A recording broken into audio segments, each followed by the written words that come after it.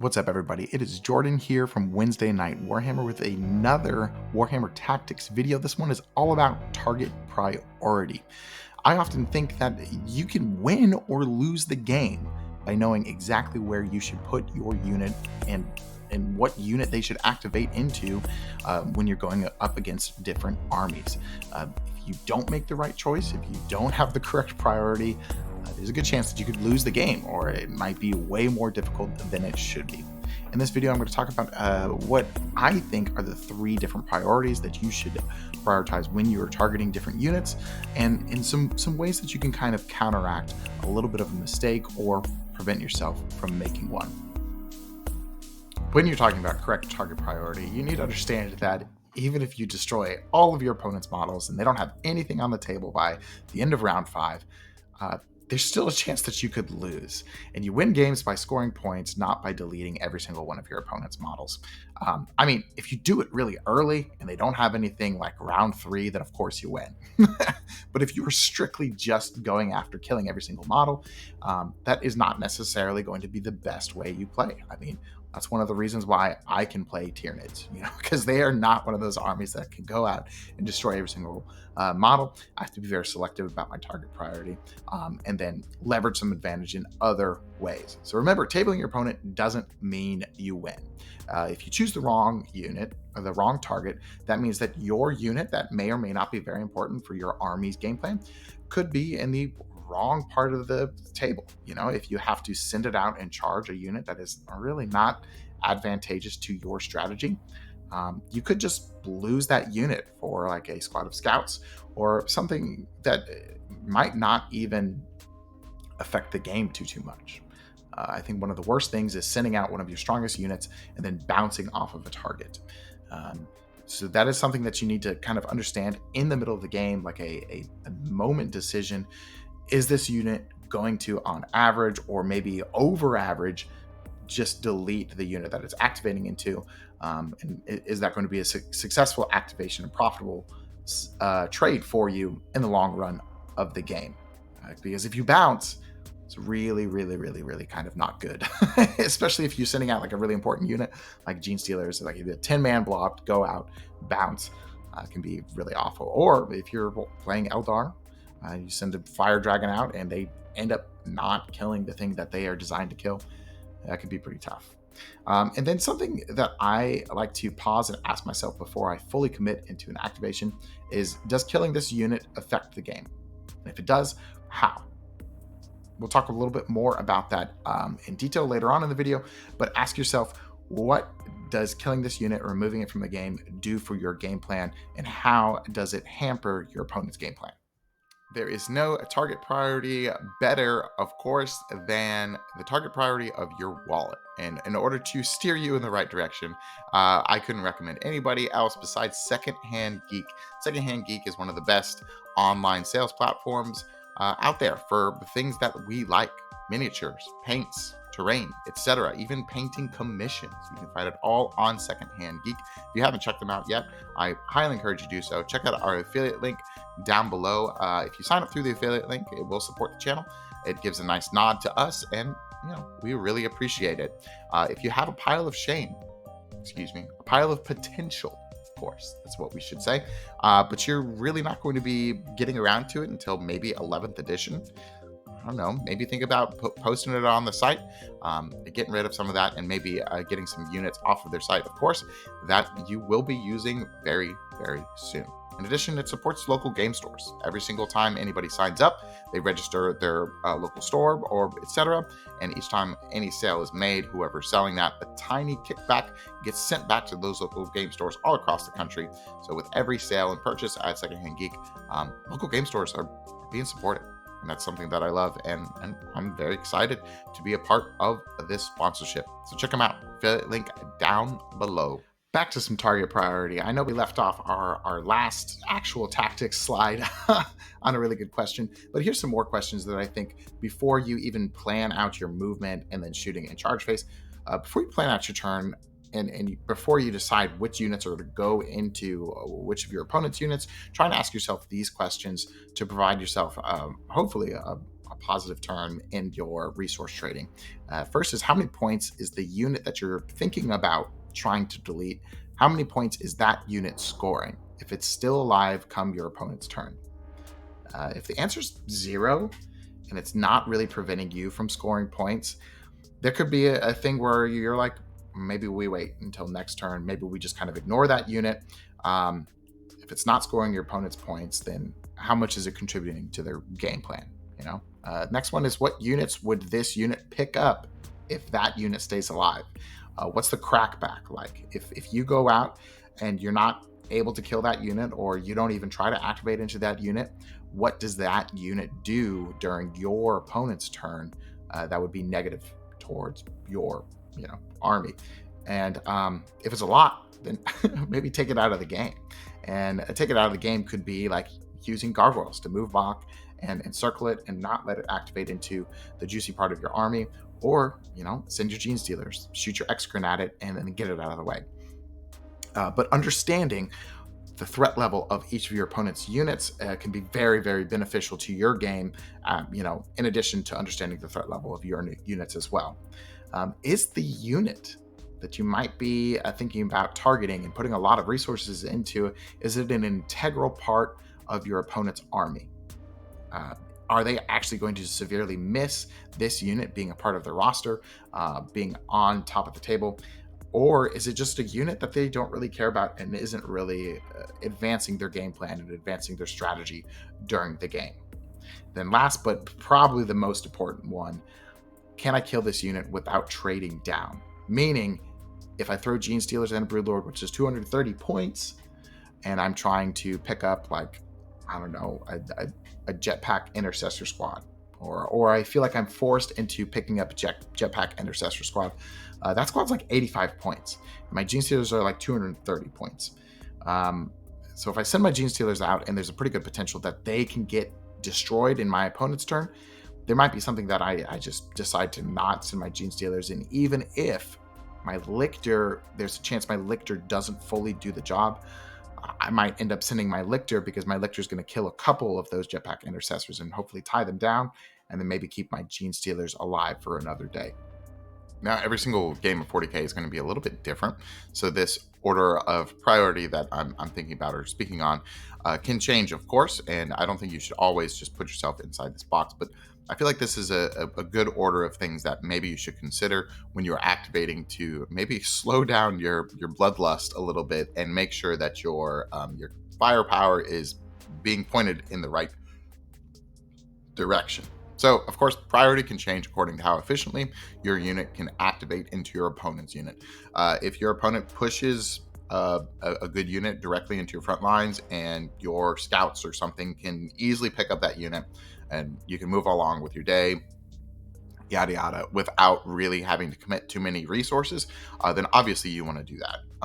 And likewise the other way, if there's a unit that you think is pretty high on your priority, but you would have to fully extend your army out in order to really activate into it, then maybe that's not a play that you're interested in that moment. But here's the priority that I'm thinking. I'm thinking scoring units first.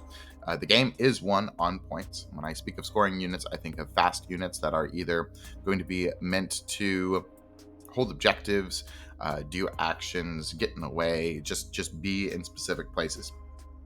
Your opponent is going to have a limited number of scoring pieces. And it's the same as you.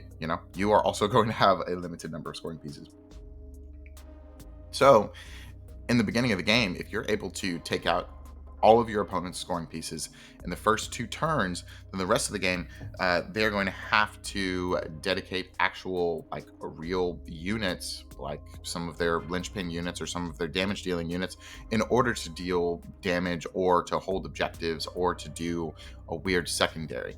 If you're putting your opponent in a position where they have to commit resources in a way that they don't really want to, that means that you probably have an advantage on the resource trade. So I think if you are able to easily pick up a couple of scoring units in the early stages of the game, that's definitely going to be a plus in your gameplay.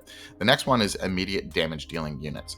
If there's very obvious units that your opponent has that can just do a whole bunch of damage to your army, then of course you want to try and also take out those units. You want to kind of think about editing your opponent's army list. If you're able to do that and edit their army list, take out things that are spooky against your army, and make your gameplay just a little bit easier, then that's going to be a really good positive trade for you throughout the rest of the game. So think about what units in your opponent's list. If you have the ability to take out those units and to destroy them, does the rest of your army have an ability to function better and easier at that point? So if you're able to highlight those units and then take care of those units, really, really strong play. And last but not least, at least in this 3 ordering, and of course there's other units besides this, are Lynchpin units. Are there units that your opponent really, really needs in order for their army to function? If you're talking about like invasion fleet Tyranids, just like a bog standard Tyranid list, it's going to be the walking hive tyrant, because we want to have those, the assault aura, we want to have the extra CP, of course, and then we want to have lethals if we're switching between different imperatives or whatever. So if you're able to snipe out a hive tyrant real quickly, one, maybe that Tyranid player is not positioning absolute correctly, and 2, that means that they've lost a pretty good combo piece, and it can push you forward a little bit in the game. I don't think you should bring a ginormous chalkboard to your Warhammer 40k to start putting out ridiculous formulas and trying to figure out where the numbers and where the chances of every single dice is going to fall. But if you do a little bit of quick maths before you activate into a unit, it might be able to kind of sway you in one way or the other. If you could just practice quick calculations to have an idea of how well your unit is supposed to activate into your opponent's unit, could be different. Yes, I'm giving you homework, I guess. I don't know. But if you think of these ratios, on a 2-up, it's about 83% chance that you're going to get a 2-up. A 3-up, it's around a 66% chance that you roll a 3-up. 4-up, 50% chance, of course. 5-up, 33% chance. And then 6-up is going to be around a 16% chance. So if you just think about that real quickly, or you just take, if I'm rolling for, if I'm rolling for 2-ups, 5 out of every 6 die is going to be a success, and you can multiply that by the number of dice that you're about to roll. Try and figure out how many dice you're going to hit, and then you can do the same thing for the wounds, of course, and just do a little bit of a quick calculation just to see where the dice are supposed to land when you're activating into a certain unit. And then honestly, if there's any like remainder or anything, I always round down a little bit, and I favor against myself to avoid disaster. So if I'm favoring against myself and I'm favoring in my opponent's direction on maybe they're going to roll more saves than they're supposed to, maybe I'm going to roll less wound rolls than I'm supposed to, then I can avoid talking myself into a bad interaction or a bad activation into a unit, because you don't want to send out your big like awesome unit that is supposed to destroy everything and then it bounces. That's definitely something that you don't want to think about. But then I think you should also plan on what happens, what do you do if that does happen. Also, while you're doing these little calculations, while you're trying to figure out the statistics, just in the moment, don't go too in depth. Understand that dice don't follow averages. What should be rolled is almost never what's rolled. Speaking briefly again on scoring units, this is kind of how to identify which units are meant to just be doing, getting the points, doing the dirty work. They're low points cost, they're fast, maybe they have high OC to contest or take away objectives pretty easy. And they're put in the list in order to contest primary or do actions. That's just their job. Gargoyles are a pretty prime example of that. Of course, they move block and they do cool things, and they're just my best friends. But besides that, Gargoyles are a pretty good option. Something like a Lictor is also a pretty good option because it's out there to, take a little bit of the mid board of the table, and maybe do some fights first, but really just to be a nuisance and to have some early game scoring. And again, I want to harp on this one more time, is the less units your opponent has access to, a lot of the time, the less points they score, and that will maybe change depending on the army, depending on the skew, if they're taking fixed secondaries, of course. But just in general, if your opponent can't do the things that the game is asking them to do because they are lacking on the number of units, you're probably going to win. So being able to whittle down your opponent's units bit by bit and kind of sending things in that you are not like super worried about dying or anything, to get rid of your opponent's scoring units and trim down their army list, it's going to be a really, really good trade for you in the game. The thing with damage dealing units, and you're going to have damage dealing units in your army, your opponent's going to have damage dealing units in their army. You have to decide when the battle happens. Whoever is able to activate their big damage dealing unit first, maybe into multiple units or into one really durable, strong unit, is going to have an advantage in the game a lot of the time. So if you are able to make sure you understand your opponent's threat ranges, your opponent's lines of sight, and angles in which they can shoot, then there's a good chance that you're going to be able to dictate the flow of the game. If you're able to pop like a Vindicator, like I have right there in the early game, and just make so that your opponent doesn't have that big damage source, and if you're able to do it in a way where you still have that unit that dealt the damage to the Vindicator on the following turn, then you are almost effectively up 2 units on your opponents, because that means that damaging unit can go out and do it again. So able to do that and kind of getting rid of these damaging units before they're able to activate is going to be a really, really high advantage for you in your gameplay. And if you kill that Vindicator, of course, if it's on one flank, and then you have your damaging unit, say like a brick of Gene Stealers or something, right over there, then it's going to force your opponent either to, one, ignore your Gene Stealer unit, which is probably a bad idea, or they're going to have to turn the rest of their army around to go and deal with those Gene Stealers. And maybe that's not something they were planning to do in their gameplay. So if you can kind of make your opponent shift and move their forces around in a way that they were not expecting or not wanting to do, then that's definitely going to change the flow of the battle in your favor. Speaking of Lynchpin units, last but certainly not least, these are the units that let the detachment, let the army do its thing. And it's going to fall into a different couple of categories. If we're talking about Tyranids with Subterranean Assault, for me, the Lynchpin units are going to be the Raveners, because they're going to create tunnels. They're going to allow for all the crazy maneuverability of the detachment. Without Raveners, the detachment just doesn't do anything besides re-rolling ones, which is good, but that's not really what the detachment does. In addition, the Swarm Lord.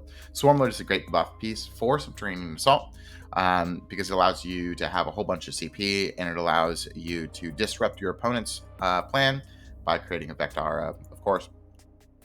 And he also packs a huge punch, which brings me to my next point, is Lynchpin pieces are also often high damage or support pieces. In this case, in my example, the Raveners are kind of the support piece, but they also do some damage. And then the Swarm Lord would be doing both. It's going to be the support piece as well as high damage. And then a lot of the time, they're going to be coinciding with some type of CP management. Think about like Hive Tyrant, or if you're playing Space Marines, you're thinking about Gilliman, Calgar. Another really good Lynchpin unit in the meta right now is Canis Rex for Imperial Knights. That is absolutely the Lynchpin unit of the entire army.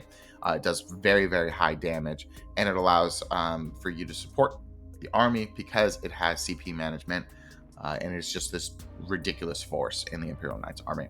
So if you're able, if your opponent sends out Canis Rex without too much thought about it, and if you're able to kill Canis Rex in one go, it's pretty good. Getting rid of their Canis Rex in the first couple of turns could definitely be good. But I will say, sometimes your opponents will abate out a big activation like that in order to force you to put all of your army out. And then, even with Imperial Knights, even with Canis Rex being gone, they oftentimes have a couple of Atropos right behind him, and then some Arbingers as well. So, you gotta be careful, but Canis Rex is pretty nice to go into, And then last but not least, and this is true about every single unit you're about to activate into when you're planning out your turn, is think about how much you would need to commit and how much they would lose. If you have to commit 2, 3, 4 units into Canis Rex to absolutely kill him, and then there's like a pretty good chance that all 4 of your units will die on the crackback during your opponent's turn, I would think twice on that. Make sure that is going to really, really affect the game in the way that you want it to be. If it's turn 3 and they have like a Canis Rex and 2 Armigers or something, odds are you can kill Canis Rex with your 4 units, whatever. And then maybe the armigers pick up one of those 4 units. That seems like a pretty good activation. That seems like a pretty good spot to be in. However, it's in the early game and you lose half of your army in order to kill your opponent's 1 linchpin unit. I think your army should chill. Some final thoughts to wrap up this video. First, think about it this way. Each unit has a limited number of activations. There's only 5 turns in a normal game of Warhammer 40k. Odds are every single unit is not going to be fighting, is not going to be shooting for 5 turns of the game. Of course, there's exceptions, etc., but you want to really make sure that you're planning out how each of those activations happen, because a lot of times how it happens is one unit activates, then your opponent or the person comes in and activates into that unit, and then that unit dies. So that unit is only getting 1 activation throughout the entire game. So if you're able to plan a little bit differently and make sure that the units are going to be used appropriately and you're getting every single point possible out of your game, it's gonna help your game plan a whole lot. In addition, if it's a distraction carnifex, if your opponent is just sending a semi-durable, annoying unit directly at your army, are you able to ignore it? I feel like a good example of distraction carnifex right now is the Avatar of Cain. If Avatar of Cain gets thrown into your army, are you able to just ignore it for the rest of the game? Should you commit half of your army or a quarter of your army in order to take down the Avatar and then maybe bounce because he rolls a bunch of 4-up invulnerable saves?